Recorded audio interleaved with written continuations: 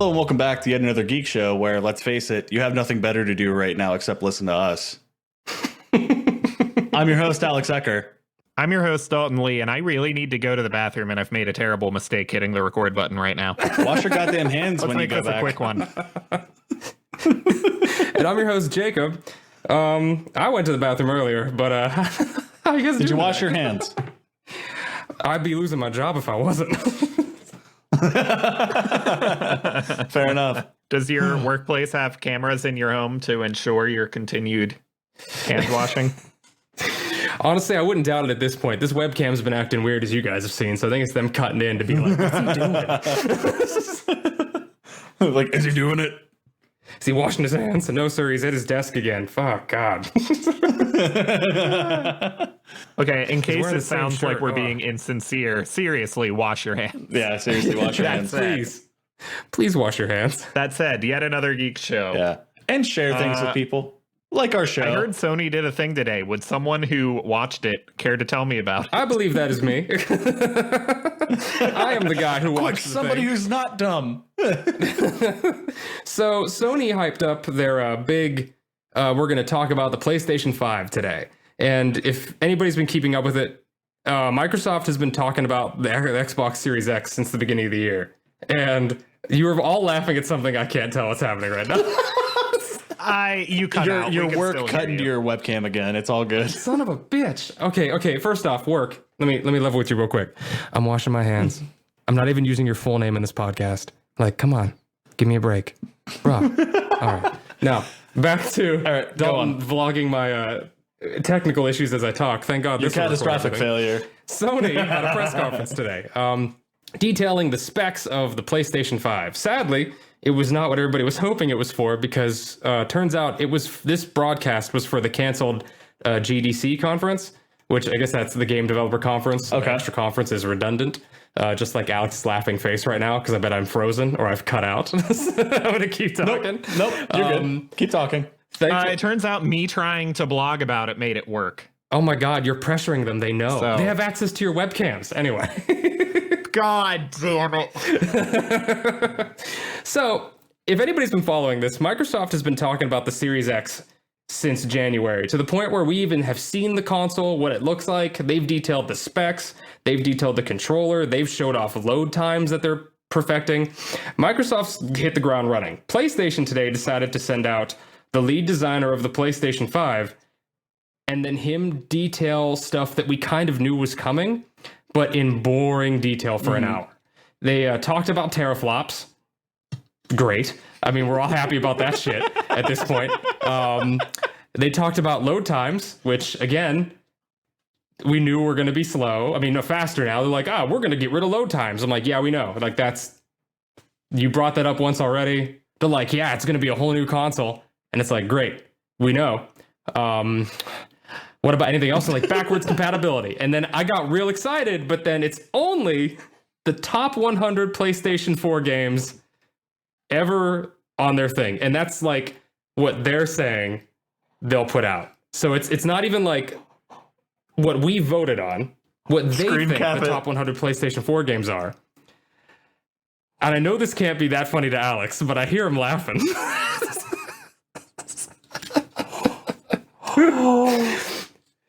Oh, God, did I freeze again? Jake, that bad? Yes, you freezed beyond comprehension. You are a giant ball of distorted camera.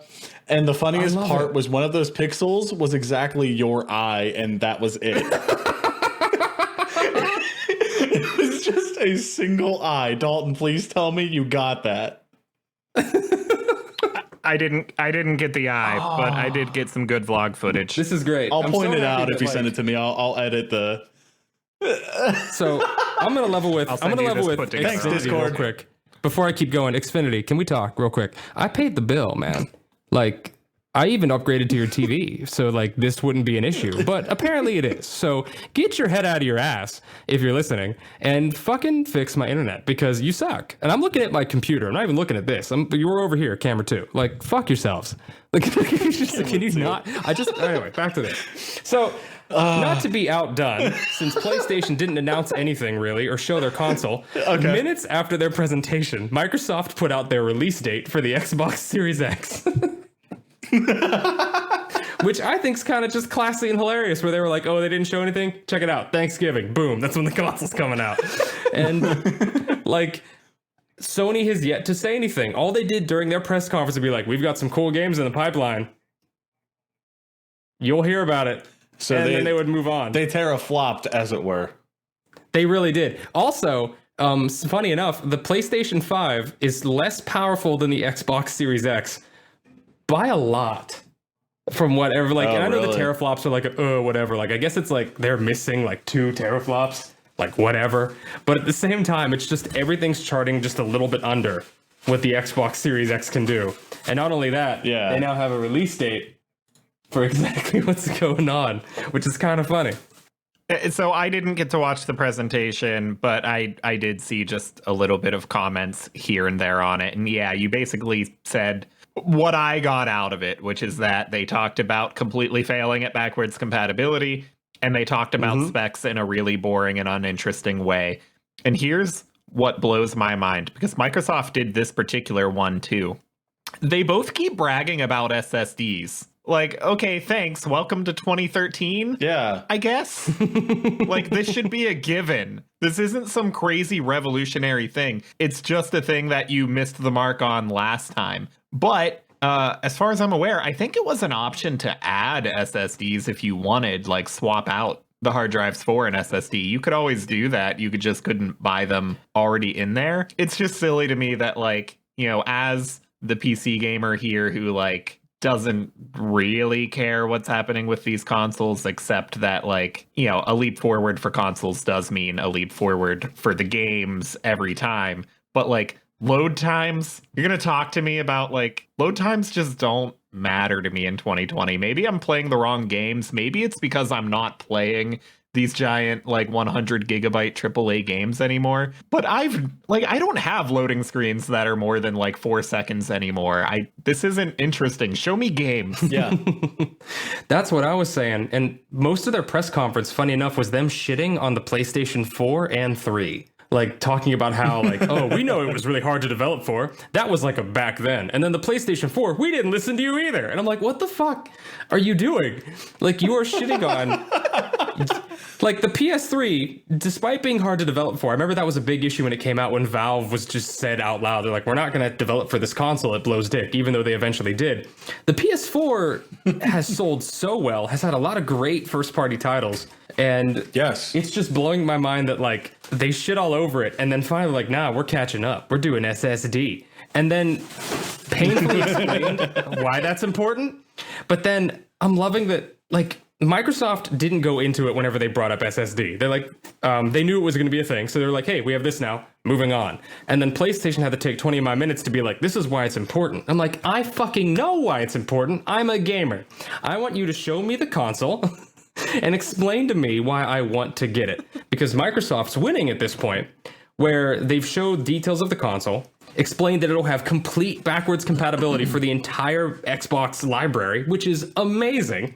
Right. And they even showed how, like, it's actually not that big. The console, which I'm not really doing any justice with my fucking hands on a show that's for audio listeners, it's like the size of 2 controllers, like, stacked on top of each other. It's like this tiny little mini fridge where the entire top of the console is this fan that sucks air in and throughout the whole thing to keep it cool. And, like, the design's interesting. All the stuff they show me is interesting. And I hate that, like, I have recently become such a PlayStation fanboy that I'm looking at what they're doing going, why are you fucking this up? All you had to do was come out and be like, it's going to be awesome. It's going to work just as well as me hitting that cup over on my desk. That's going to be great for audio listeners.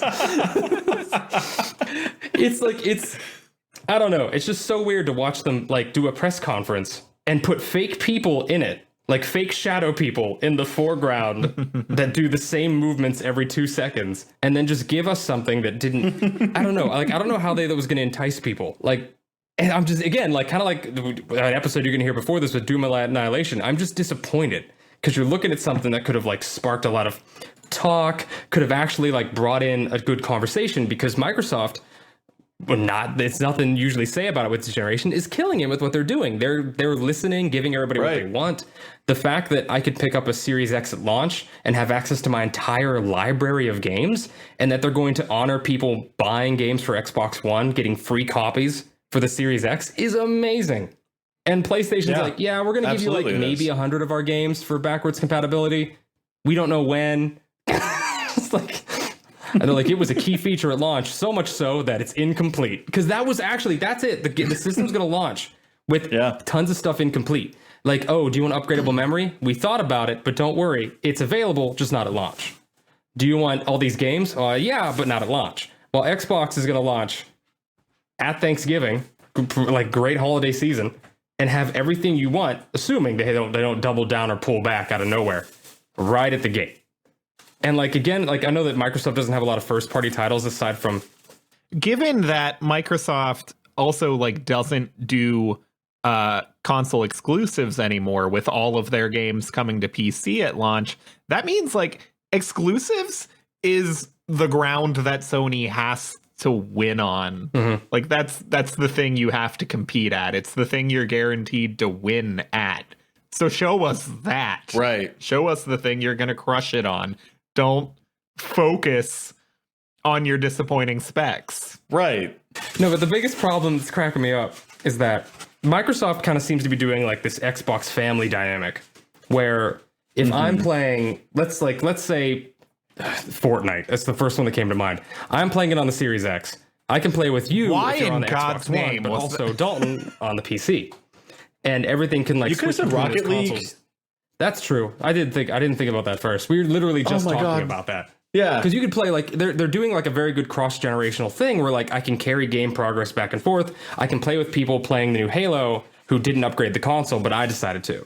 And if they're doing all the promises right, like all their games for the older Xbox games being ported over are going to get severely upscaled, which is really neat. That's cool because like it's always nice to see and play some classic games you love with faster load times and like just like, you know, whenever it's more convenient, I guess, because it was like playing Fable, like it loading faster, doing all these things faster, almost like very seamlessly. I want to nitpick a word you just used.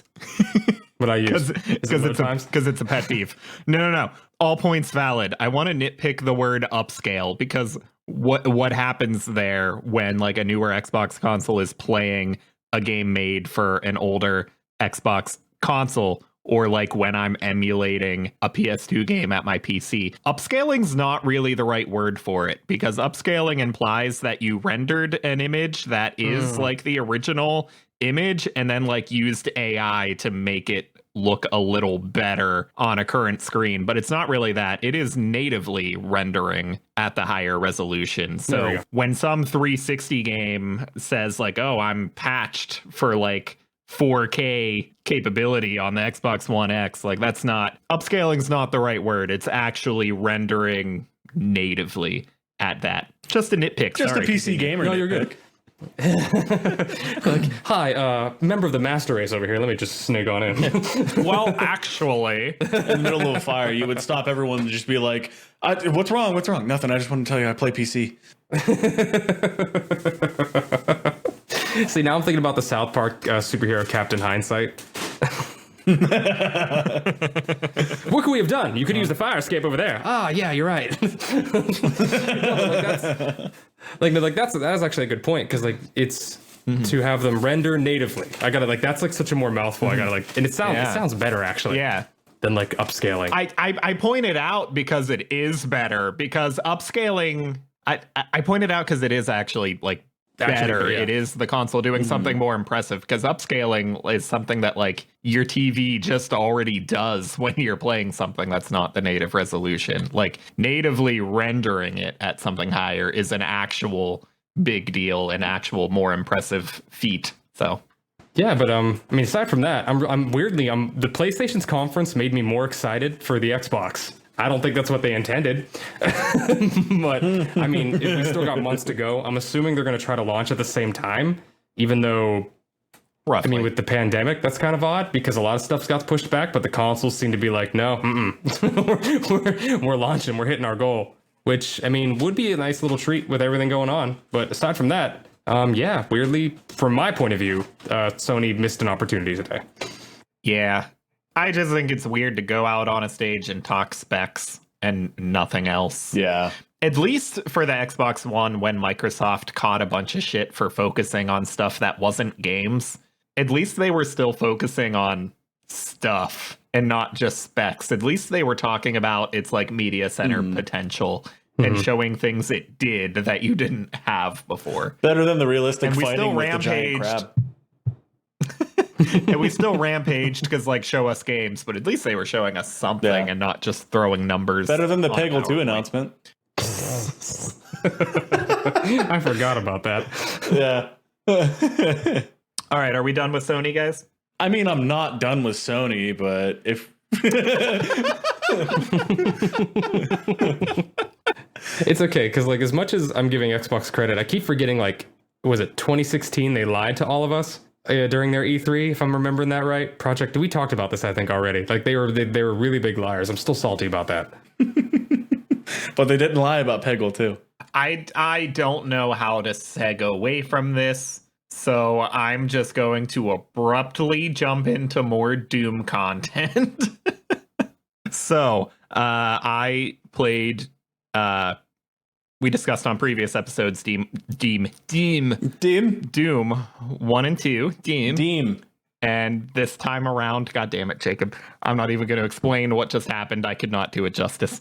I played Doom 3, which, as I've said before in other episodes, is apparently like the odd one out that doesn't really resemble the other games. So I was pretty interested to see what I was going to experience here. I made a comment once before that, I think I played Doom 3 once for like an hour forever ago, and I was wrong. I've definitely never played this. Maybe I was mixing it up with whatever Quake game came out that generation. So I started this game, and here's the thing. The game's fine. I didn't like it enough to bother finishing it. I have no major complaints about it as its own game, but it's not Doom. It's another shitty movie. Like homages Doom all over the place, but again, like doesn't try to recreate that feeling. And like, I don't know, maybe it was a bold decision at the time. I don't know. I guess the idea was Half-Life is out at this point in time, and I guess they're trying to move away from the style of the originals into something more story-based, because video games at this point are really jumping into that. Like, for the most part, only RPGs were taking stories seriously at this point, and then Half-Life came along and environmental storytelling was revolutionized. And they were trying to move more in that direction. Not in that it feels like Half-Life, but in that it's about a story and atmosphere and trying to make you feel a certain way besides just like mindless action. They made it a proper horror game, which is fine. Horror games are fine, and I think it's good at being a horror game, but Doom is not horror.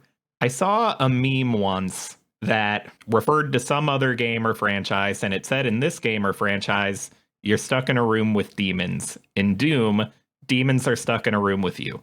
And this Doom entry got it the other way around. It gives you it gives you like, sure, the weapons from the previous Doom games, and sure, monster designs influenced by the previous Doom games, and like the BFGs in there and everything, but you're not the powerful one. You are vulnerable all the time. It's not an action game. It's a horror game. And again, it's fine, but I was trying to play through the Doom franchise right now, and it's just not Doom. I'm not really interested in finishing it. Okay.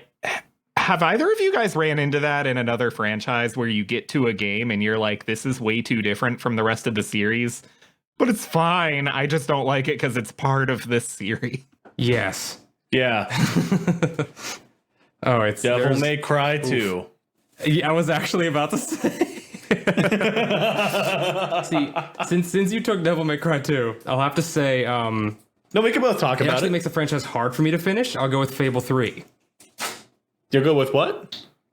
Fable 3. I actually, I know exactly why you bring up Fable 3 too. Like, Devil May Cry 2 was just boring. It had nothing to do with the story. It was like anime filler. Literally, it was like anime filler. And Fable 3, I'm going to guess the big thing for you was the character having its own voice, because that was my problem with it too.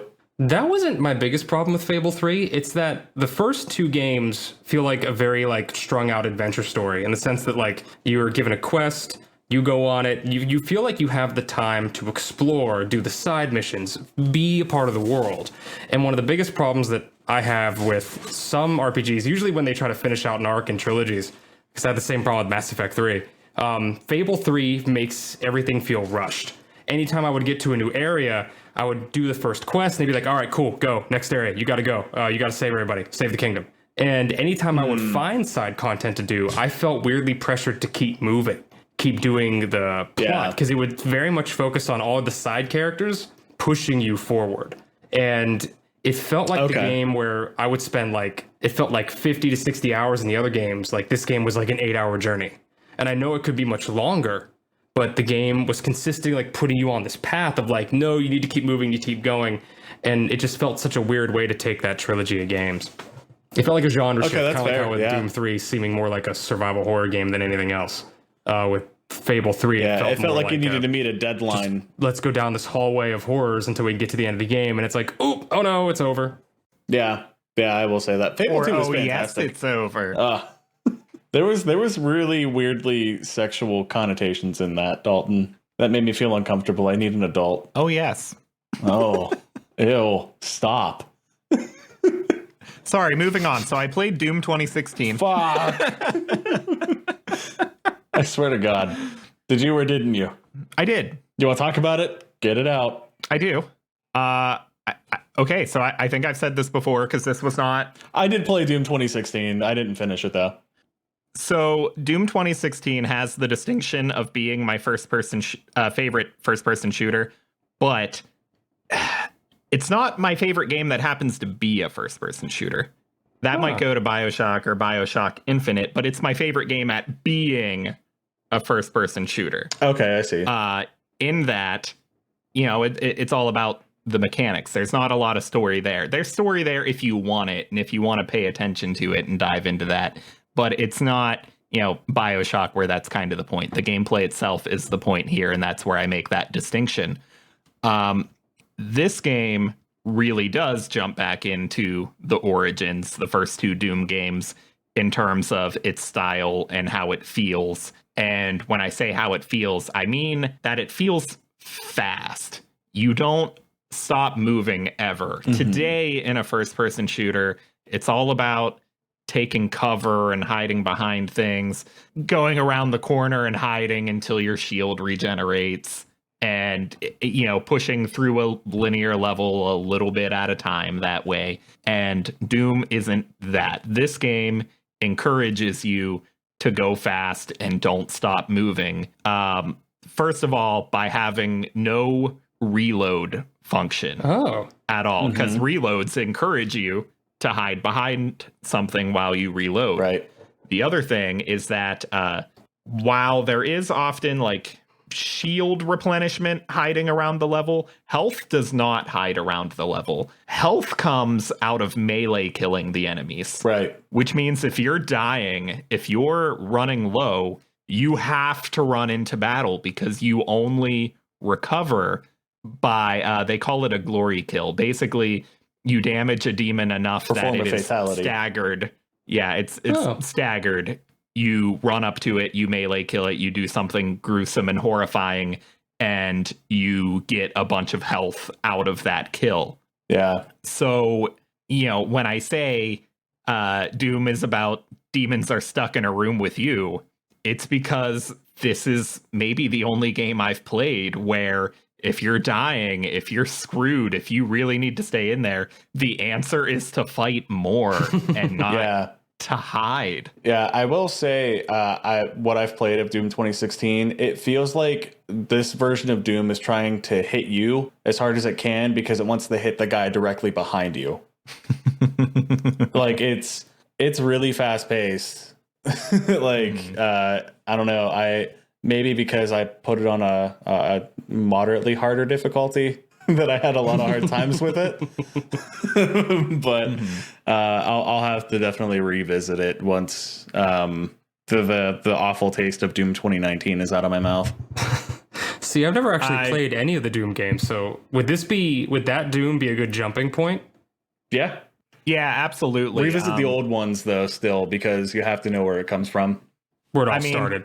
Doom Eternal, yeah. I mean, Doom Eternal is getting great reviews right now. It's not released. It'll be released in a couple days. It's getting great reviews right now, but it is apparently a very direct sequel to this one. And so, yeah, I would say jump into this one first. You'll find it on sale very cheap, I'm sure, at 4 years old. And yeah, you'll get 2 awesome Doom experiences instead of jumping into the new one and it hypothetically being better and then this one not feeling as good when you go backwards. True.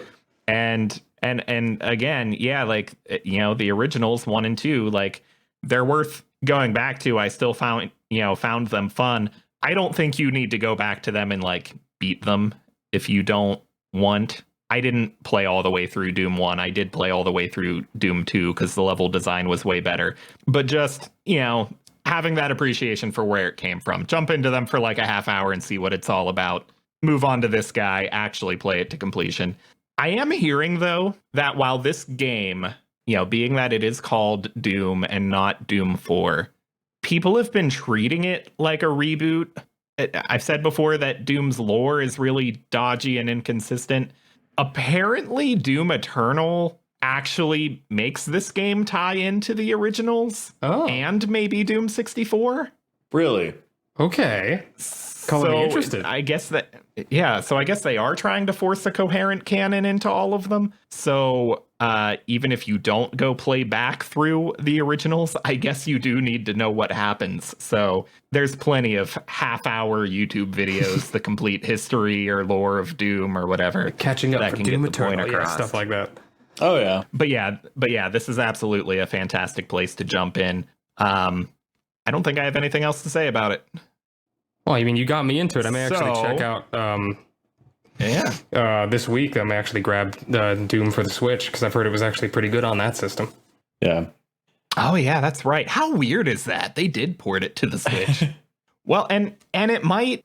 I've never looked into it. It might run great on the Switch because I guess that's the thing I left out talking about it just now is that the performance on the game is absolutely nuts. It's one of the smoothest games I've ever ran on my PC, and like my hardware is getting dated now, and granted the game's a few years old too, but like it really takes advantage of this 144 hertz monitor I'm sitting in front of. It runs smooth as shit, and yeah, it probably does run great on the Switch if they did as good a job optimizing there. That said, I normally don't like playing shooters with a controller. I can't do it. But the first time I played through this game, I did use my Steam controller, which a lot of people hate, but it totally worked for me. I was able to beat this game comfortably with my Steam controller. I haven't used my Steam controller in forever. But if I may, I could do a whole episode on the Steam controller. Can we go from doomy to being a little more gloomy? I did play one more Doom game. Oh my god. And so this game, it came out, I think maybe about 2 years ago, which in terms of VR games is forever ago now. But so I'm jumping into it and experiencing it now. And so Doom VFR is a completely new campaign, but built reusing the assets from 2016. Mm-hmm. And I guess the idea there is AAA gaming is still barely there for VR. I mean, Half-Life Alyx comes out in a few days. That's going to be the first truly AAA thing we've got. We've got really impressive indie games, but AAA is still barely dabbling in there. But there was a period where really shortly, back to back to back, Bethesda kind of went all in on it and put out Doom and Skyrim and Fallout 4. Skyrim and Fallout 4 being direct ports, this one being a new game. And it's just, I guess still even today, they're kind of afraid to invest in it. Because at this point, VR is here to stay now for sure, but like it's still not growing as fast as they wanted or as fast as I expected it to. The growth is there, but slow. But major kudos to Bethesda for dumping all this money into it back then, when it is still not taking off now. Also, fuck Bethesda for a lot of shitty things they've done since then. Fallout 76. Stuck in my brain. But at this point in time, actual AI in 76. I don't know anything about 76. Can't talk to you about it. I think it's like coming in April or something. They're finally doing that almost after like how long since they announced it? But so this game, when you look at its reviews on Steam right now, it's actually listed as like mixed. Like the reviews are like somewhere around like 50% positive. And actually, I bought this game at launch, and I can say that it just had a shitty launch, and they kind of fixed it. Like, I started playing it, and the first critical mistake was they didn't include what's called artificial locomotion.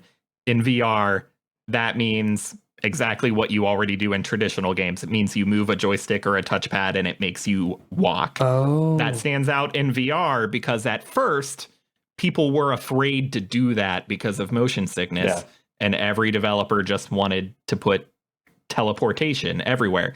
To the point that there are some really good games that are just rooted all around the concept of like teleporting being a central game mechanic. So at launch, this game didn't include it. It pissed off a lot of people. I think it might have had the guns in your hands positioned at really weird angles that weren't comfortable and weren't adjustable. Yeah, and that's another thing that like now, it's one of those things you just have to include to get it right. You need to give us the settings to adjust the gun angles. This one, I don't think they've fixed to this day, but they screwed up for left-handed people. Oh, because they make you hold your gun in your right hand and throw grenades with your left hand, and lefties can't switch it around. Now, hypothetically, you could just put the controllers in the opposite hands, and then your models will be all backwards, but you could play. Well, that would really only work for controllers that are uniform. Like the Windows Mixed Reality controllers aren't that way. Your left-handed controller specifically for your left hand, you know. Sure, true. Yeah, at the time, there was only the Rift and the Vive, and the Vive controllers were symmetrical. Today, most VR controllers are not. Right. So yeah, that's not even really an option now. Nonetheless, that's something that sucks for a particular set of people, and they should fix that, but isn't relevant to my experience with the game, which is, for the most part, really positive now. I think it runs great. It might be the best looking VR game I've been inside of, just because it's Doom 2016. Really, it's a great looking game that runs great. If there's one thing, though, that they're missing, and again, it's just aspects of being from the earliest days of VR, they left out artificial turning, which is, again, what it sounds like, using a joystick or a touchpad to rotate.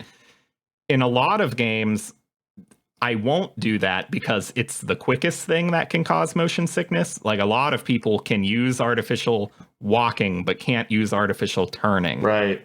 And for the most part, I've gotten used to turning, but still avoid it. The problem is Doom is a fast game. It's all about speed. Demons are spawning at every side of you, and you're, using the awesome surround audio to detect where they're coming from.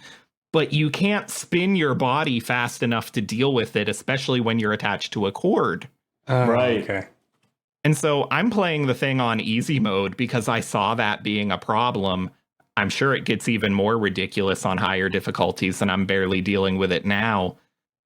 It's just one of those things where it's like, it's hard to cater it to multiple people, because to me, I'm like, you're seriously affecting the gameplay not having it there.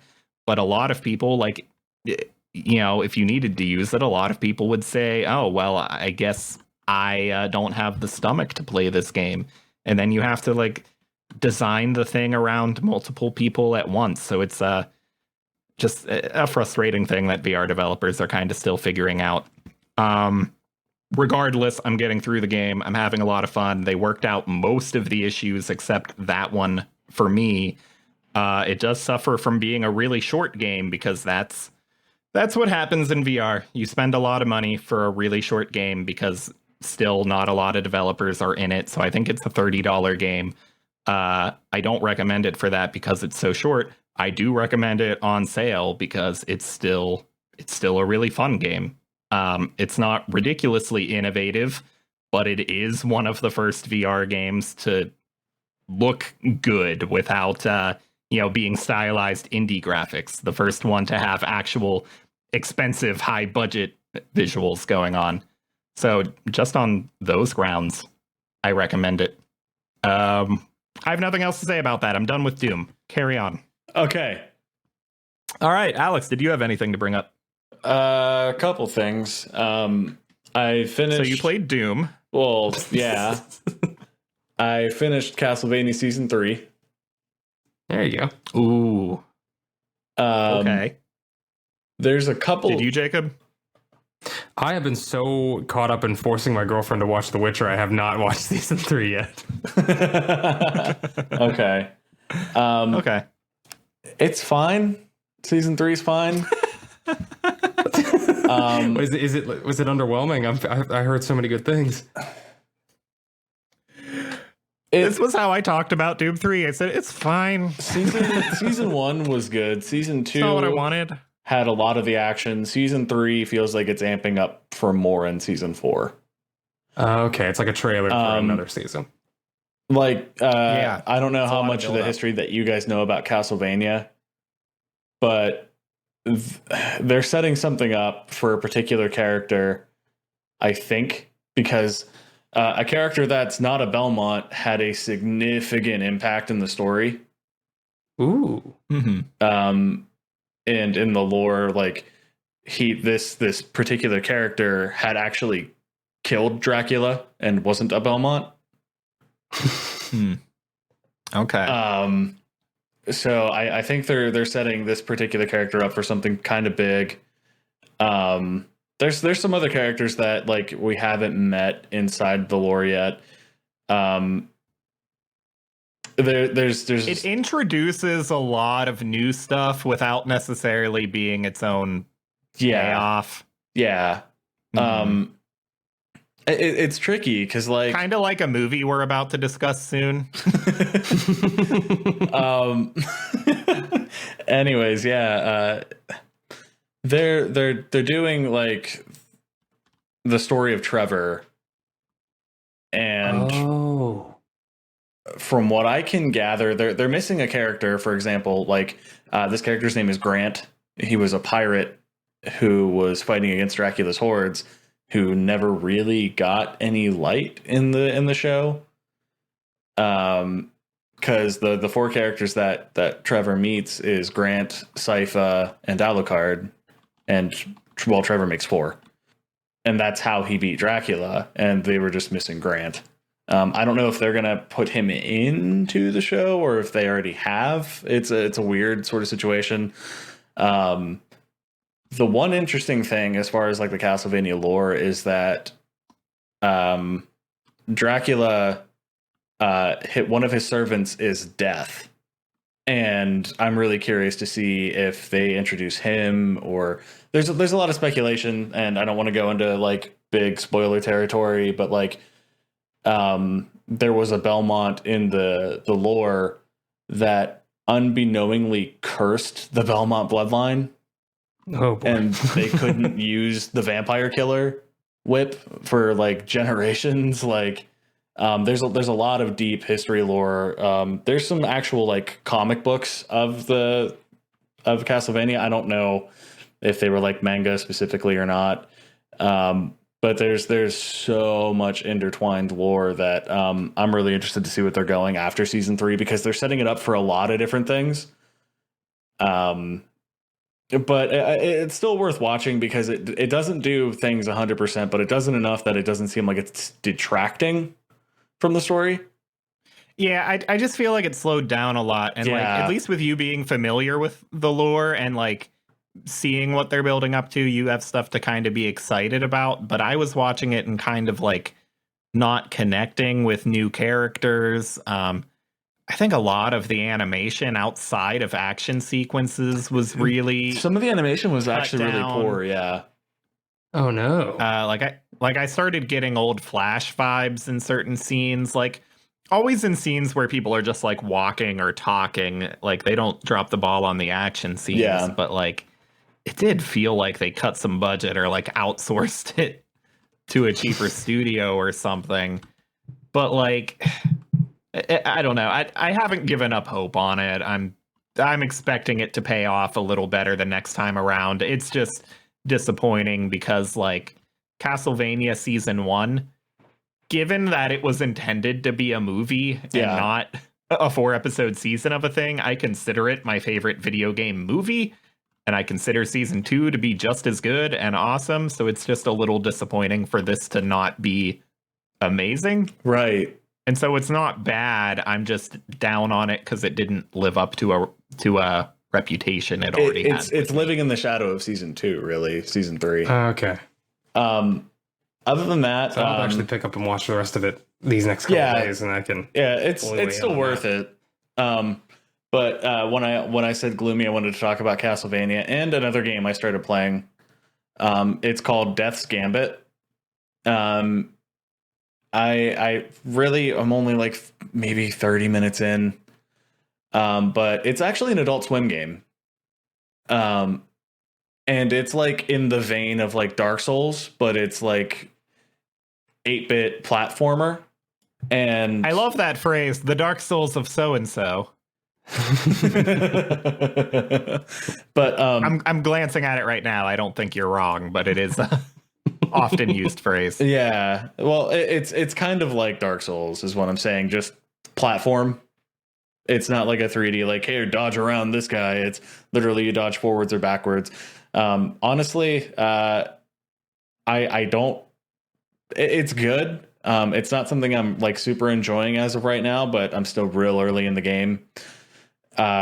It seems good. The art style is really interesting, and I wouldn't have expected Adult Swims to do a game that seemed this sort of like dark and serious.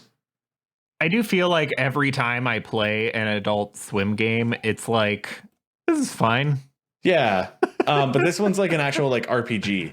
Like you literally like you level up the same way that you do in like Dark Souls, and enemies respawn after you rest at a quote unquote bonfire or but I do have to say it's a little more forgiving in the combat, unlike Dark Souls. You can dodge or block. You can parry. But like with dodging and blocking, it's a little easier with the more common enemies because you can either dodge past them or jump over them or dodge behind them. It's I don't know. It's if you're a Dark Souls fan, I definitely recommend it. It's on Game Pass, and that's how I was playing it until for some reason Game Pass stopped for me. Do you recommend it for the $20 I'm seeing on Steam? Play it on Game Pass. Play it on Game Pass. It's so weird. It's not okay. Go ahead, Jake. Oh, sorry. It's so weird to think that we're going from like robot unicorn attack to like a genuinely decent Dark Souls clone. Right, and that's the thing. It's super weird because like I wouldn't have expected that from Adult Swim games, not Swims games. Moving on to happier. Dalton is gonna love this. I was watching Game Grumps on YouTube last night, editing our Doom footage. And I happened to see that they were playing Rocket League recently, and I'm watching them play, and like I finished up what I was doing on our Doom video, and I watch it and I'm like, fuck, I want to play Rocket League real bad right now, because like they're not really good at it. Good old Danny and Arnold. What are you talking about? And so I spent from probably like around midnight-ish until about 4 a.m. last night just playing Rocket League. Whoa. I lost track of time entirely, and I'm like, man, I'm having fun. And then I yawned and I'm like, oh, I'm tired. What time? Oh, it's 4 a.m. Shit. So I'll have to get back into it now so we can play together. I'll tell you what, it still ranks as one of my like favorite games. Like, if I'm not a sports guy, but every time I watch someone play Rocket League, I feel like a sports guy because I'm always like fucking good, like, you know. Yeah. And when someone gets a goal, I'm just like, yeah, like, you know, like every dad listening to the radio football because, you know, or No, I've jumped off. Sports. I've jumped out of my chair more playing that game with my old roommate Addie, who would just come home from work and end up spending like 5 hours and just shouting at a TV. And then people were like, "You want to watch like football?" And we'd be like, "Nah, fuck football." no, we could really fuck football, car soccer, car soccer's soccer. where it's at. Although car soccer is a real sport. What? Yeah. They buy cars and literally strip everything out of them, including airbags. And like, That part's not crucial. No, but like it's not them who strip them out, but like, junkyards and shit. They strip everything out of them, and they sell these cars like as cheap as like $50, and they just get a giant ball that's like protected by some sort of material, and they play car soccer with it. Are you looking at it right now, Jake? Yeah, this is amazing. I've missed my calling in life. Yeah. It's pretty fantastic. I have the perfect car to wreck for this.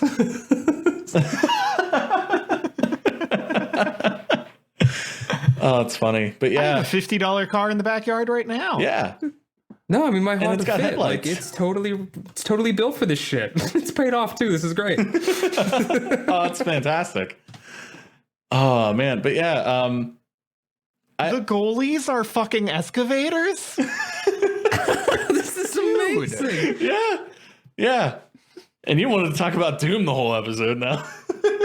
Jesus. I mean, I'm sure people died playing Let's go vlog it. Let's go find one we can watch and vlog it. Right?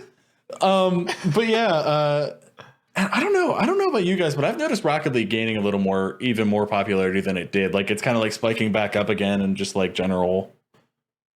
Like for example, I quit smoking and I do the vaping thing, and I went to my local vape shop and they have a 70-inch TV at their like lounge bar kind of thing. There's no alcohol there, but it's somewhere you can just sit and relax and talk to people. And they were watching a tournament for Rocket League. The entire room was watching Rocket League. Oh, like the people in the room were paying attention. Employees I thought you and meant like it was- customers. Like I thought you just meant like it's on the TV, and I'm like, well, yeah, it's an officially recognized like esport. Of course it is. But people were actually watching it. right, in the people store. were actually watching it. Amazing. And like I don't know, like that was like, oh hey, Rocket League might be just, you know, coming back into the public eye again a little more. Mm-hmm. And then like the more like after that, it was whatever that one effect is where once you see it or hear about it and you hear about it more and more often. Yeah, I know what you mean. I can't remember what it's called, but yeah, I'm jumping back on the bandwagon of Rocket League and I'm playing it more now. I really enjoyed my time last night, even though I was exhausted and shouldn't have. I think fallen asleep Rocket League could have this really interesting appeal, like as a sport, in that, you know, I don't pay attention to sports. I don't pay attention to esports either. I enjoy playing Rocket League, but like, I think if you're a person who enjoys watching sports, the only difference in watching an esport really is that maybe an esport is harder to like wrap your head around and understand and become a viewer of. Like if you're like, I love football and baseball, like good luck following League of Legends if you're not a gamer. Yeah. But Rocket League could have this crossover appeal where like it's really obvious what's going on. You can't get confused watching Rocket League. So I think, yeah, it can really appeal to gamers and to people who just like sports. They've done a Once lot. those people who like sports are exposed to it. They've done a lot since like I last played. Like they like, because I mean, like it was just like the soccer. Now they added like the hockey and like basketball elements. Like you have to shoot a ball into a hoop or use a puck instead of the ball, and you're on an ice rink. They started doing Those were there last time we played together. Was it? Because I just remember we the floor played that those kept ones. falling out from underneath of us. That version of the game, which was a lot of fun. But yeah, the other thing I seen that they're doing, I think they got rid of like buying the cars. I think you play and level up to get blueprints. I'm sure there's still some sort of like microtransactions in the game, but it looks like they're actually trying to get you shit for just playing the game. Yeah, it's like the Rocket Pass or something. You kind of get like the battle passes in a lot of the battle royale games. Well, they're calling it blueprints. They're instead of like buying like schematics or buying a new car, they're saying you can earn the blueprints in game. You probably have to buy like the licensed stuff, I'm sure, but it's kind of cool that they're encouraging people to play the game instead of paying to, get cooler looking stuff, because you can't really buy better equipment or anything in the game. Everyone's at an equal playing field. Otherwise the game wouldn't be fun. You can't get a faster car. There is the technicality that DLC vehicles have always been there, and I've bought a few of them, and although it's been a few years now since I've touched Rocket League, I don't remember like if the stats are displayed really obviously or anything, but some of the DLC cars have had hitboxes that were unique to those DLC cars. Well, so there is that. Not something with better specs, but maybe there's some advantage to this hitbox, and it only belongs to this car that you have to pay for. Yeah, there's potential for that, I'm sure. That one is a pretty minor offense in my book, but yeah, it's not gonna break the game for me. I'm not gonna be like, oh man, I can't believe he's using the Batmobile because he has a bigger hitbox or anything like that. It's still like you're in a giant bubble trying to hit a ball with a car that's half this or about like 3/4 of the size of the ball. You know what I mean? Like it's still going to be challenging, especially when it's, 4v4. I refuse to play 4v4. I only do 3v3 or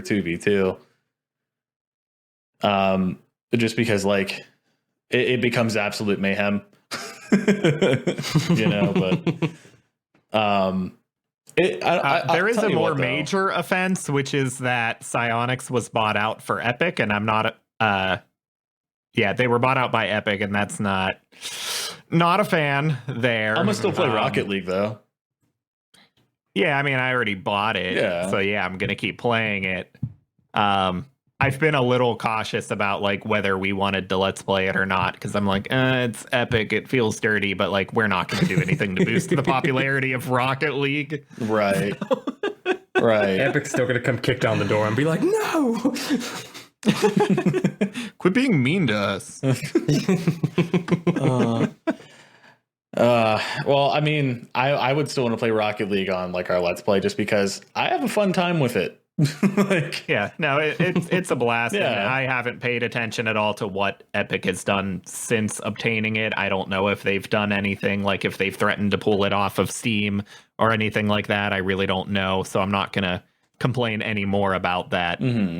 Just throwing out that note that I don't like Epic, and it does belong to Epic now, but the game is a blast, and I bought it years ago, and whatever, I'm still going to play it. I'm not giving them more money for it. It's an icebreaker game for me, because like if I'm in a crowd of people, as long as, they're not going to be asses about it, this is a game I'd pull out for people to like, start to get to know each other more, or like Smash Bros, depending on, how intense they want to play Smash Bros.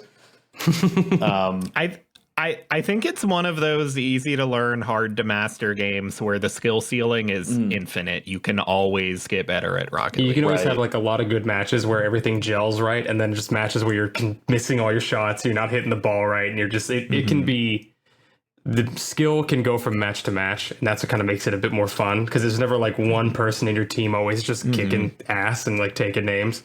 It really just, it can go from like you're having a great game to where someone keeps running into and blowing your car up, and no, they won't stop. Yeah. Right. That was me, and I'm not sorry.